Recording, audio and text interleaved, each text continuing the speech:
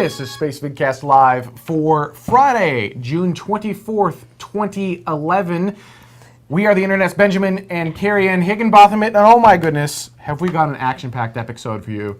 We've got explosions, we've got make your own lights. That sounds way lamer when you say it like that. Okay, give me a really great way. Give me a really great. No, it's a really cool project. So it is a very cool project. Give me a great way to intro that then. I can't. It sounds lame, but it's really cool. You'll see later in the show. Yeah. And we have got viewer mail. The Tweety Bird left us some messages. The tweets mail. We're going to answer some Tweety mail. So let's go ahead and get started. Oops. You know, somebody mentioned that a shirt with a patch from Ben and Carrie Ann or of Ben and Carrie Ann would be cool. What about a Lego set? Maybe. Something to think about. There was a total lunar eclipse not that long ago, and we have got some, well, I mean, it's really awesome. Yes. Really awesome footage. So here you go. Check this out. Total lunar eclipse footage. We have to voice it over because there's no sound. This is true. Because the moon really doesn't make a sound when it, you go ahead and go to the video. Todd's pretty quiet usually. Yeah, moon doesn't really make a sound when it eclipses. But here you go. Check it out. So total lunar eclipse is when the Earth comes in between the sun and the moon, and it begins to eclipse, and it casts this eerie red glow on the moon. You'll see it in a moment. So yeah, it's really cool. It's really cool. You're like, oh, that is really cool. And then it looks like all hell has broken loose because you get watch. In just a moment, you'll start to see it kind of go, Whoa! What is going on? Isn't that weird? And as they're mentioning in the chat room right now, there was actually Google honored the total lunar eclipse, which was not viewable from America, by the way. You had to be on the other side of the planet in order to see it. Right, but you could play with the Google Doodle, and that was great. The Google Doodle helped quite a bit. You could play with the lunar eclipse and scroll back and forth and actually watch, and it was the actual eclipse that they had in there. It wasn't like a faux one. It was that exact eclipse, and you could scroll back and forth and watch that particular eclipse. Quantum G says Michael Bay would add some sort of swooshing sound effect to the lunar eclipse. And then it explode. The whole moon would explode when it's done. It probably would, yeah. Michael Bay did it. So just thought we'd show you that because it was pretty. It's very cool. And it was space-like. Space-like. The iPhone, everyone's favorite phone. Don't know where mine went, but yes. Is going up on the space shuttle. Although I do have a question for you. Yes. So on an airplane. Yes. When you go up on an airplane, they're all worried that your phone is going to crash the plane by having its Wi-Fi turned on. Right. Right. So because having Wi-Fi turned on your iPhone is going to, of course, destroy all the instrumentation on the plane, as we know. Right. Well, the phone's going to go down. I mean, the plane's going to go down. Exactly. Right. So why are they able to bring an iPhone up on a space shuttle? Won't they have the same instrumentation problem? Because you have the airplane mode on the. Oh, you haven't gotten the latest upgrade? I use Android now. Oh, here. Oh. So yeah, no. Yeah, I use Android. No, the developers conference. Yeah, no, we've got a screenshot of this because I would show you here, but it wouldn't work really well. Can show you. Yeah, no, see, there's a spaceship mode. Oh, I see. I get it. Spaceship mode on. I got it. No, you don't actually have to put the airplane mode on as well. It's just spaceship mode. And then it won't interfere with Atlantis. Yeah, no, it won't interfere at all. It's pretty cool, actually. I just like to turn it on just for fun. Just pretend I'm on a spaceship. So we saw that graphic and thought it was fun. But for realsies, they are sending up two, for realsies, I actually said that. They're sending up two iPhones on Space Shuttle Atlantis, STS-135, the final flight of the space shuttle. Are they doing an iPhone 4 and an iPhone 5? Nope, just two iPhone 4s. A white one and a black one? Sorry. Nope, two black ones. And it's going up, and they actually have an application that you can download right now that's going up on the iPhones. And it's called, go to the graphic, I don't remember what it's called. It's called something. Or don't go Besides to the graphic. spaceship mode. Space Lab. There you go. There you go. It's called Space Lab. You can download the application from the iTunes App Store. Awesome. And you can actually play on the iPhones. They're going to have a bunch of different experiments that they're doing. Cool. When you download it from the App Store, you can actually play with the different apps that are going up that they're going to be working with on the space station. So if you want to kind of dork around with the same stuff that they're going to be doing while in zero G, you can do that on your iPhone. And available in the iOS App Store only, not available on Android or Symbian or any other device. And what was interesting is that the iPhone... Because it's only for those of us who have iPhones. Yeah, what was interesting is that the iPhone was cleared to launch, because you can't just bring up a phone on the space shuttle. Dude, you can't even just bring up a watch. Yeah, you can. Well, you can't bring out a watch, I suppose. You can bring up a watch. Yeah, you can bring up a watch. You can't bring it outside. Okay, sorry. She's referencing my Speedmaster Pro. So, yeah, absolutely. Very cool. Are you going to grab the... Have you grabbed the app yet? I have not yet. Oh. Did you want me to do that during the show? No, Because that would be awesome. No, but Spacevidcast's own other cool things you can do on your... So if you have an iPhone, you can grab that or an iPad. But Spacevidcast's own Natronics has made, and we talked about this in the open, and I don't know how to make this sound cool. I wish I could, but you'll see this video and you'll understand why it's cool. He's made the most awesome lamp. You want to intro this? Yeah, well, I said he makes the world's coolest lamp with your help. So as Nate has said himself even, human spaceflight is very, very cool, but how many of us are really super aware of it? And one of the easiest ways I've found is you can bring friends, neighbors outside, and when the ISS passes over, you can kind of say, look, there's humans on that. Like, we made that. Yeah. And humans are on that right now. And so a really nice, easy reminder, so you don't have to have an app or you don't have to keep watching the news or what have you, is to have this ISS notify lamp. It's very cool. Do you have the video of it? We do have the video of it. Awesome. Go ahead and actually, the video explains it way better than we just did. Because Nate's awesome. Check it out. My latest project I'm calling the International Space Station Lamp. It's kind of like an alarm clock, but for the space station. With a combination of code running in the background on my computer, some electronics and LEDs, I'm able to pulse a light whenever the space station flies overhead, like this. People often forget that we have a manned orbital outpost in space all the time. It flies overhead and occasionally you can see it. Most of the time you can't. It goes by unnoticed. So this light gives you an indication of when someone's flying overhead in space, which is pretty cool. Now, very cool. The link at the bottom of the screen goes to a Kickstarter project, which has been not just fully funded, but way more. It's over double funded right now. Yes. Because basically anyone who sees that demo, if you're a space geek, you're like, I want two. I want one for home and one for my office. Right? Right? Exactly. Totally. Because if you want to get people excited about space in your office, all you need to do is have a little lamp on your desk that randomly goes off, and they're going to say, why did that just turn on? And you're going to say, because 7 people just flew overhead at 17,500 miles per hour on the International Space Station. I'd highly recommend that you sign up to the Kickstarter. Right there. Boom. Link right there. Even though it is fully funded, when you fund a particular amount, $40 or more, you get all the parts to make one yourself. Or if you jump up a pledge to $85 or more, it will be made for you. So Nate will actually... he's crazy, but brilliant at the same time. He's going to be making every last one of these silly things. And if you jump up to $500 or more, you can actually get it laser etched with anything. We should do $500 and then have it like with a Spacevidcast emblem or something. Wouldn't that be awesome?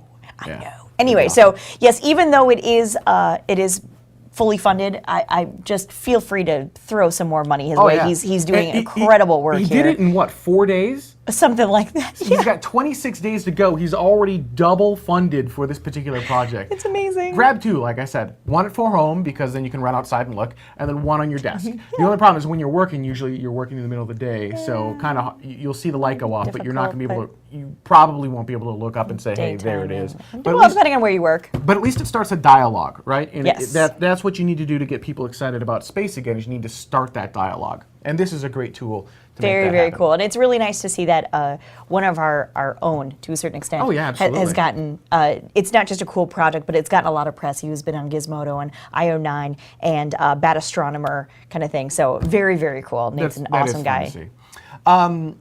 Moving along, other people who are trying to make space interesting and exciting, you know, space is hard, and experimental rockets don't always work every single time. That's why they're called experimental. Exactly. And Armadillo has had a couple of crashes. And actually, we've got...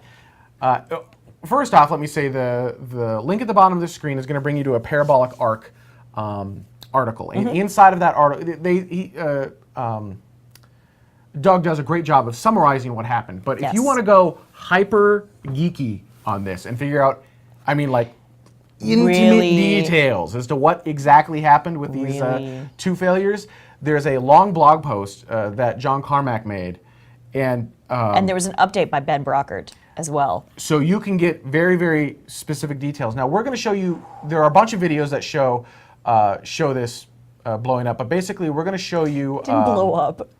It did fail, though. Well, it ripped itself apart. Well, it's not like. We're going to show you the Dalek launch. So here you go. Here's Dalek launching, and then we'll explain what happened in a moment. So here you go. Exterminate.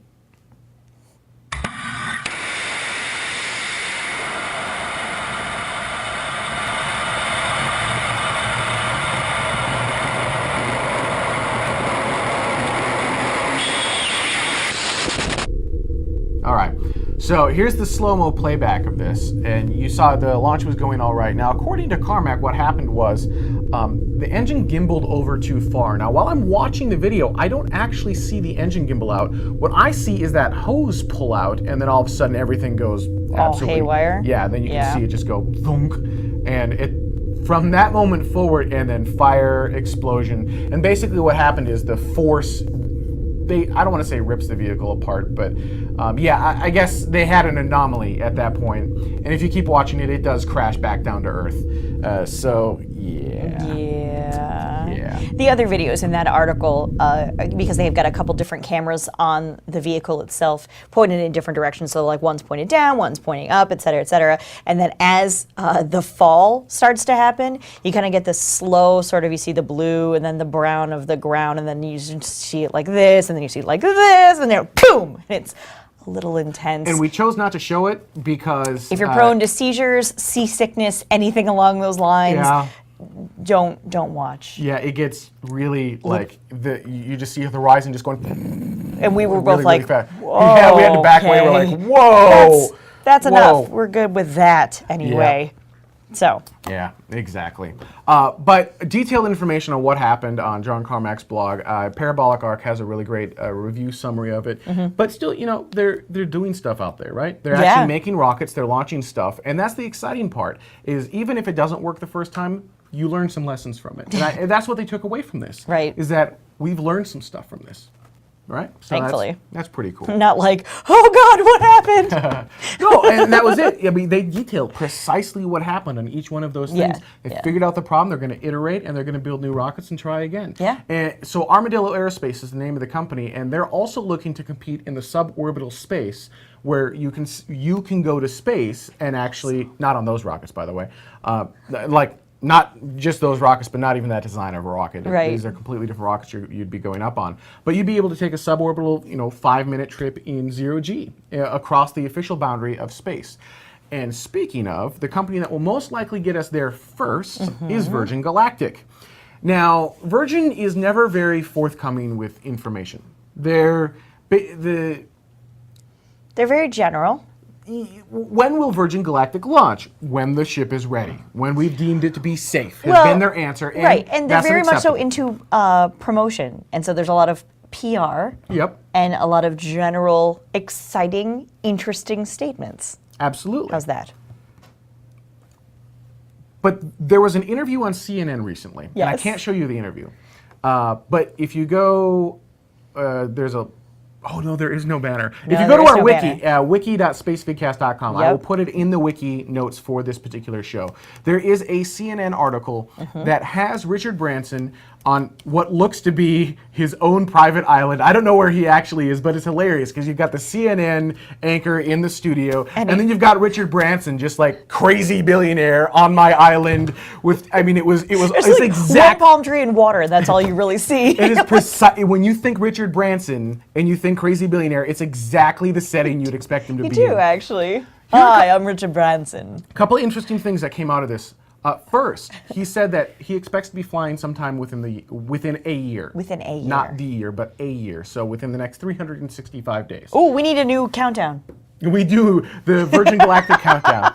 And frankly, based on where Spaceship Two testing is at, I think that's a reasonable timeline. Now, I know some of the people in the Spacevidcast chat room right now, or in about 10 seconds when the lag catches up, are cringing at me saying that it's a reasonable timeline. They're going to say, no, absolutely not. They still have engine problems. Right. I actually disagree. I think 1 year is a reasonable timeline, and I think they will start putting humans in space within the next year.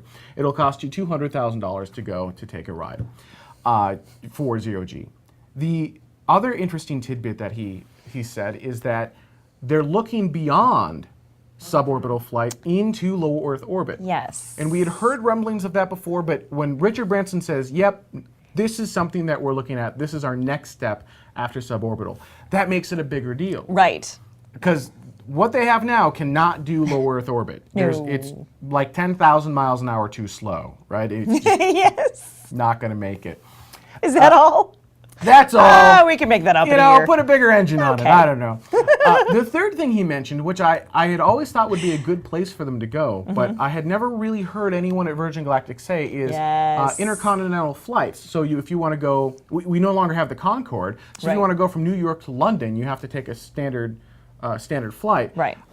Now, if you do just the ARC, you can do it in, what is it, guys, like 30 minutes? Or no, it's an hour and a half, I think. Hour and a half or 2 hours, As opposed to 8 or 9 hours. Exactly, yep. That's huge. That's That huge. is, so they could actually change, and that's one of those really awesome business aspects of what they're doing. Going to space is cool and it's fun, but there is business to be had in space too. Right. And this is one of those things. And that's how you stay alive.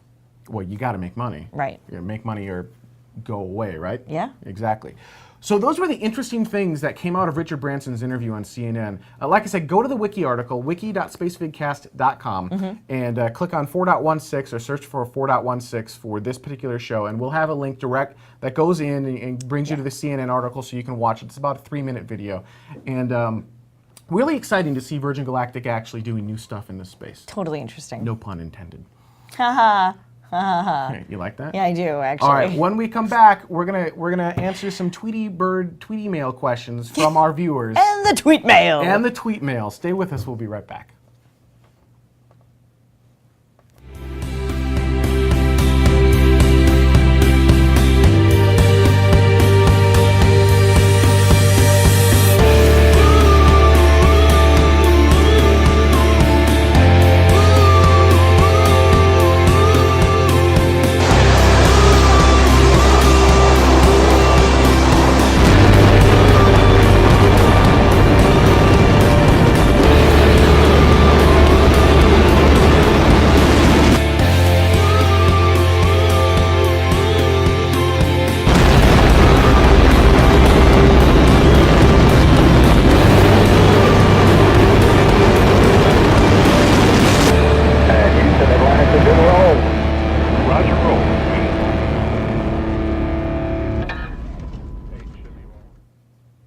We have the coolest people in our chat room.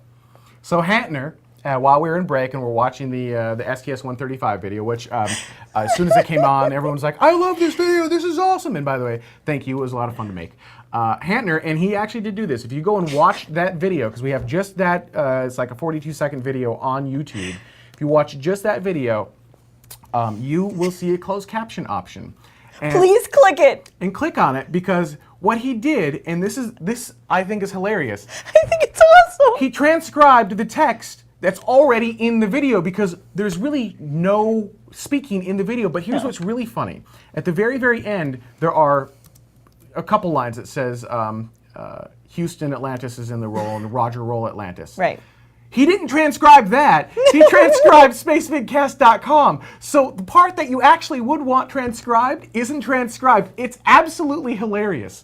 So go to the YouTube video, click the closed caption thing, and just watch it with the captions to see in real time exactly what you see on screen getting captioned. It's awesome. I know, it's hilarious. It made me laugh.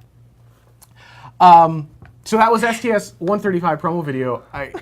Congratulations to all the tweeple who got selected to the STS-135 NASA Tweet Up. Awesome. If you've never been to a NASA Tweet Up before, They are crazy. there's nothing quite like being at that 3-mile marker when the space shuttle launches from the launch pad. Every rocket is different. Every space vehicle is different, and the way it launches and the way it impacts you is unique. And I wish I could describe it better than that, but unless you see it, it's really hard to put into words. It's almost artistic. It's a thing of beauty. Yeah. The thing about the space shuttle is that it's very majestic when it launches, and when you're at that 3-mile marker, it's just awe-inspiring. It's not the most powerful rocket we've ever made. No. And it's not going to be the most powerful. We're going to build more powerful rockets. Yay. But there's something about the space shuttle, just something about that particular vehicle that just really gets you excited during launch. I don't know what it is, but you're watching it and you're like, that's amazing. Even 30 years after its design, you go, that's amazing. So for those of you in the NASA Tweet Up, not only will you be at that 3-mile marker, but you're also going to get an incredible experience in the NASA Tweet Up tent. Frankly, you're tweeted like royalty there. You're tweeted like royalty? You're tweeted like royalty, exactly. Like royalty. Royalty. 3.1 miles, whatever. So yeah, there are engineers in the chat room. What do you want? Wow.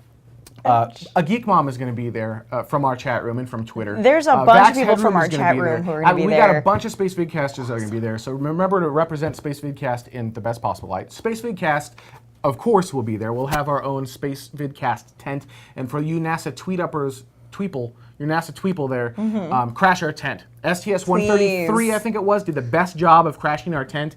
STS-134 did an okay job, but not as good as 133.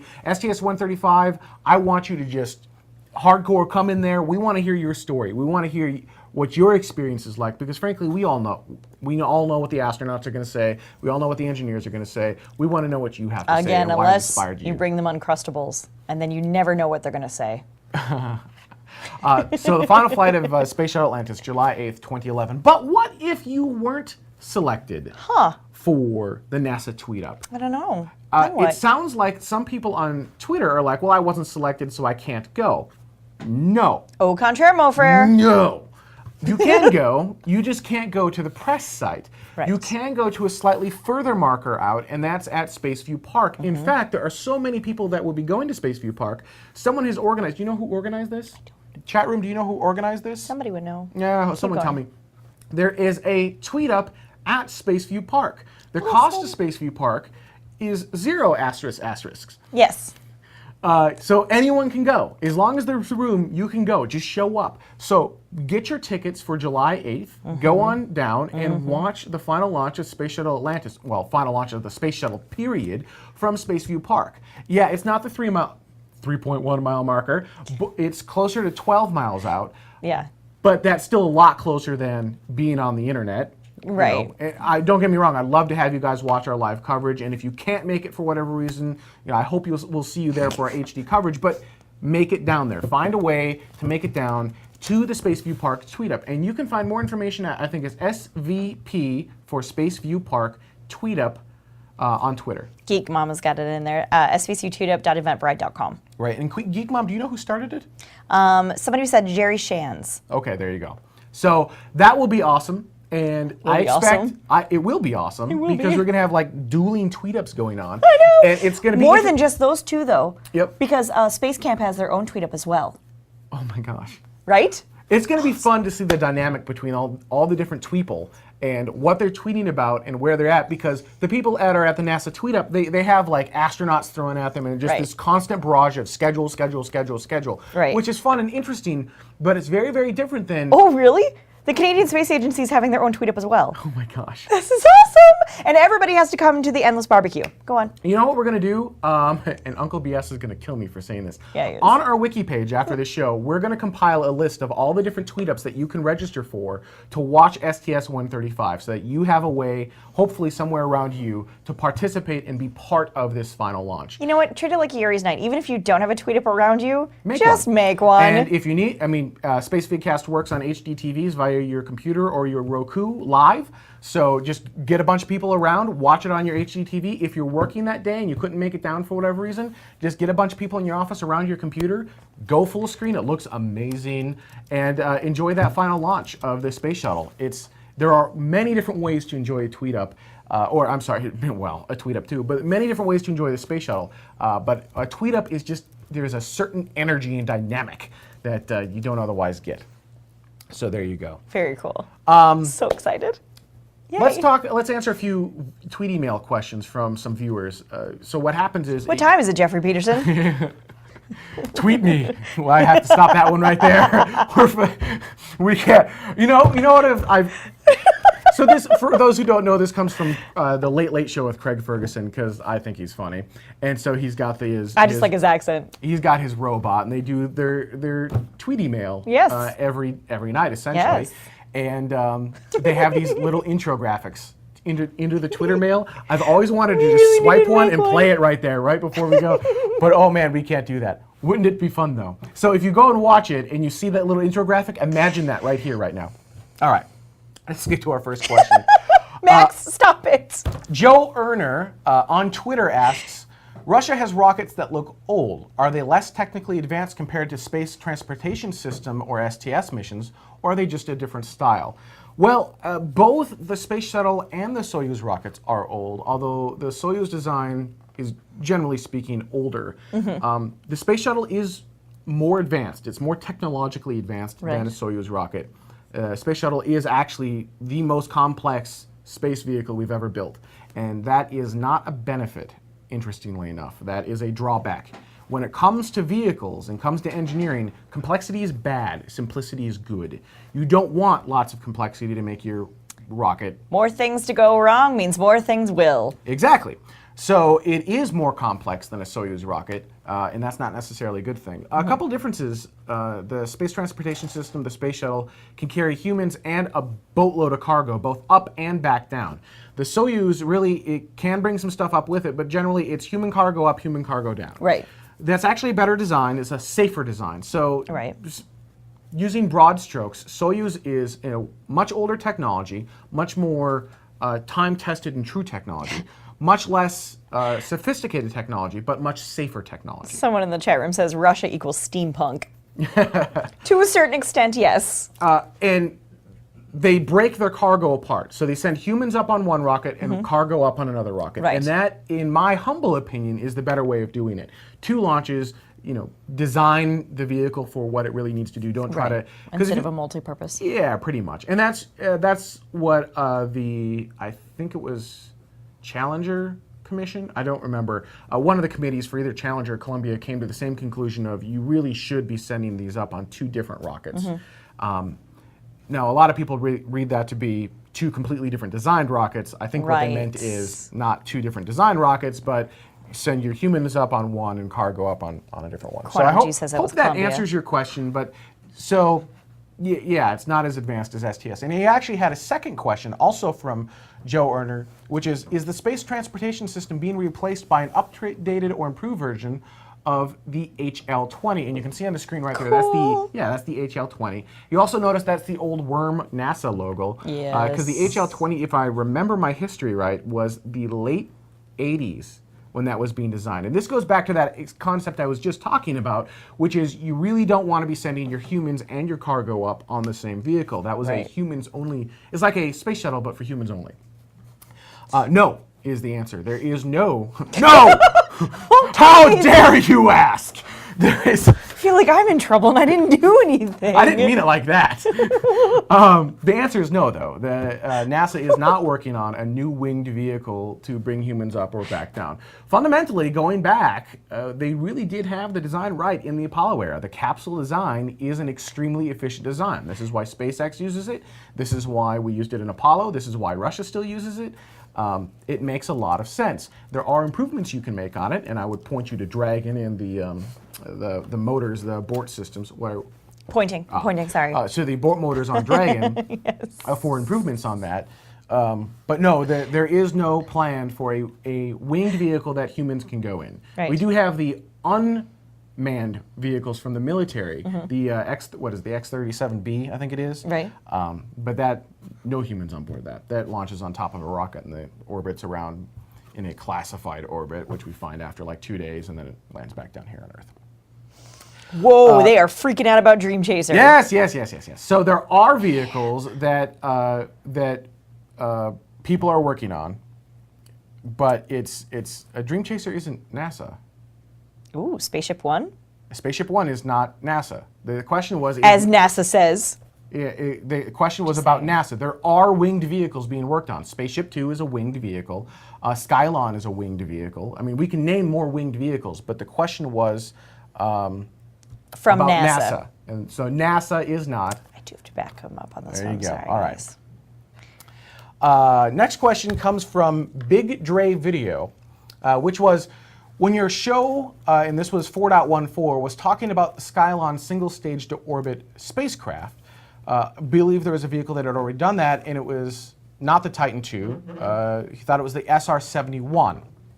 The top speed was classified, but the vehicles look very similar. And if you that actually is a shot of a rendering of what they think Skylon is going to be like. And if you like more information on Skylon, you can go back to show 4.14 and get some info on that. The answer is no. They're completely, again, no! That was much better. Good, you're learning.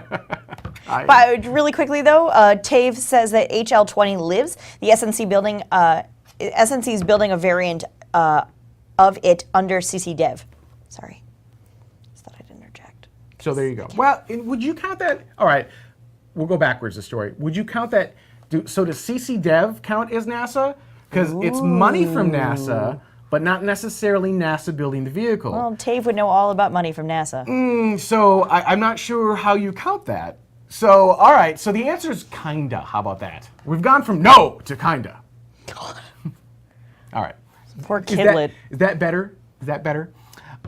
So back to the other question, Skylon SR-71. I think the SR-71 already did this. No, it didn't.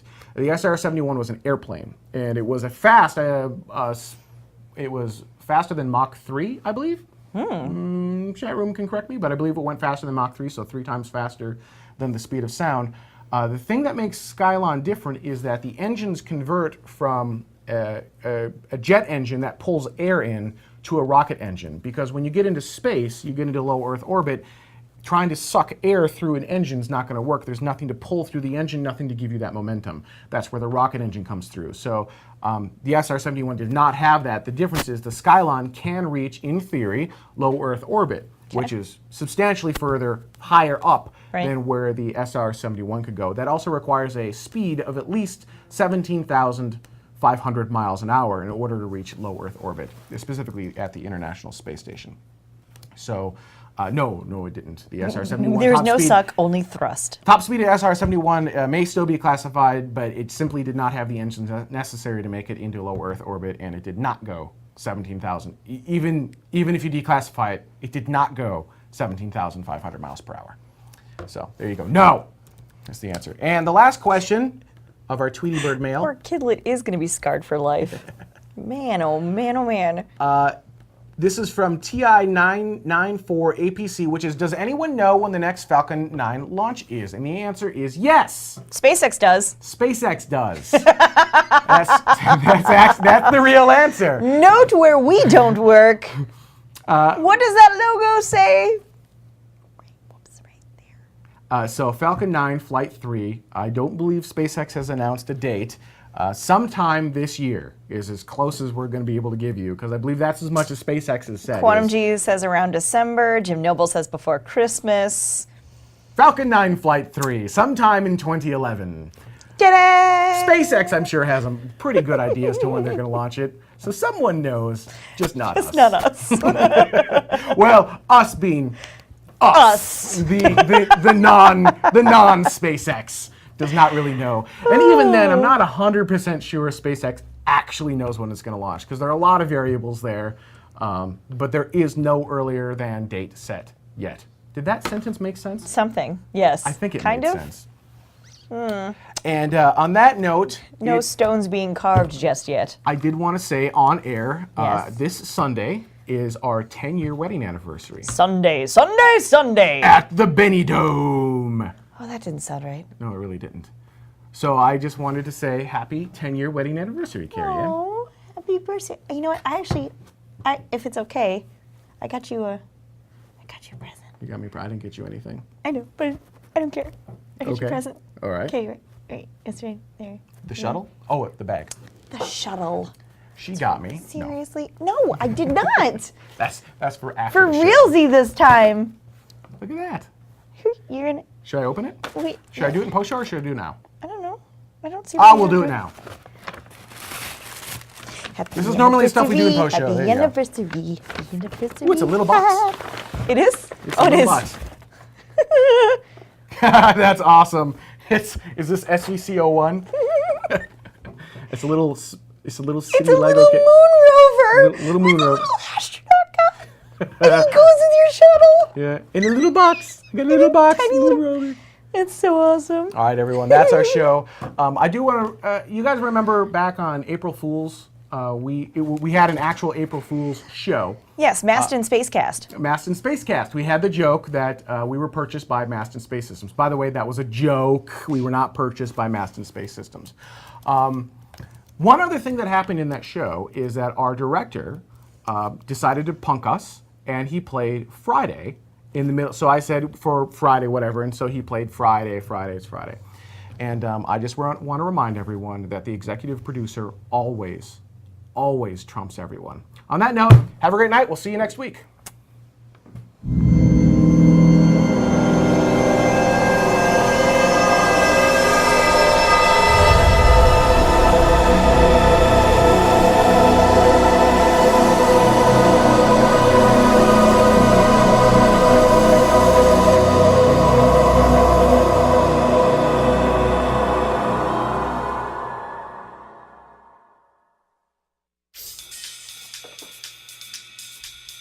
Little boxes on the hillside, little boxes made of ticky-tacky, little boxes on the hillside, little boxes all the same.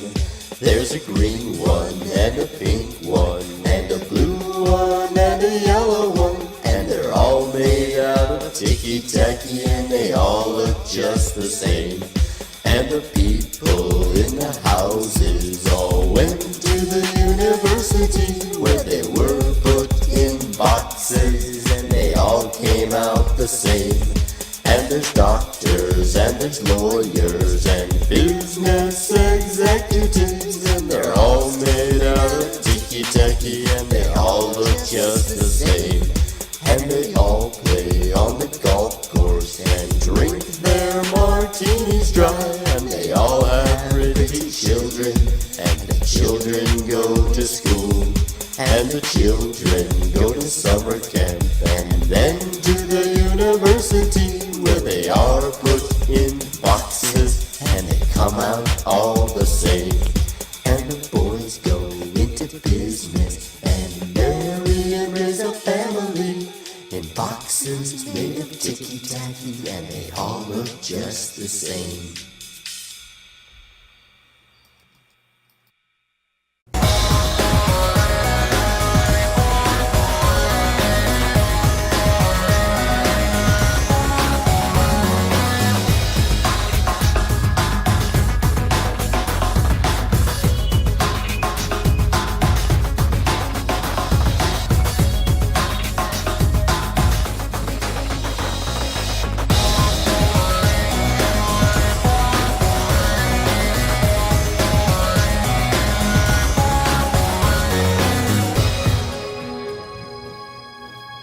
This is Spacevidcast Live for Friday, June 24th, 2011. We are the Internet's Benjamin and Carrie Ann Higginbotham. And oh my goodness. What is going on? Isn't that weird? And as they're mentioning in the chat room right now, there was actually Google honored the total lunar eclipse, which was not viewable from America, by the way. You had to be on the other side of the planet in order to see it. Right, but you could play with the Google Doodle, and that was great. The Google Doodle helped quite a bit. You could play with the lunar eclipse and scroll back and forth. And actually watch, and it was the actual eclipse that they had in there. It wasn't like a faux one. It was that exact eclipse, and you could scroll back and forth and watch that particular eclipse. Quantum G that says Michael Bay would add some sort of swooshing sound effect to the lunar eclipse. And then it explode. The whole moon would explode when it's done. It probably would, yeah. Michael Bay did it. So just thought we'd show you that because it was pretty. It's very cool. And it was space-like. Space-like. The iPhone, everyone's favorite phone, maybe. Something to think about. There was a total lunar eclipse not that long ago, and we have got some, well, I mean, it's really awesome. Yes. Really awesome footage. So here you go. Check this out. Total lunar eclipse footage. We have to voice it over because there's no sound. This is true. Because the moon really doesn't make a sound when it, you go ahead and go to the video. Todd's pretty quiet usually. Yeah, moon doesn't really make a sound when it eclipses. But here you go. Check it out. So total lunar eclipse is when the Earth comes in between the sun and the moon, and it begins to eclipse, and it casts this eerie red glow on the moon. You'll see it in a moment. So yeah, it's really cool. It's really cool. You're like, oh, that is really cool. And then it looks like all hell has broken loose because you get watch. In just a moment, you'll start to see it kind of go. Don't know where mine went, but yes. Is going up on the space shuttle. Although I do have a question for you. Yes. So on an airplane, Yes. when you go up on an airplane, they're all worried that your phone is going to crash the plane by having its Wi-Fi turned on. Right. Right. So because having Wi-Fi turned on your iPhone is going to, of course, destroy all the instrumentation on the plane, as we know. Right. Well, the phone's going to go down. I mean, the plane's going to go down. Exactly. Right. So why are they able to bring an iPhone up on a space shuttle? Won't they have the same instrumentation problem? Because you have the airplane mode on the. Oh, you haven't gotten the latest No, upgrade? I use Android now. Oh, here. Oh. So yeah, no. Yeah, I use Android. No, so here's your iPhone.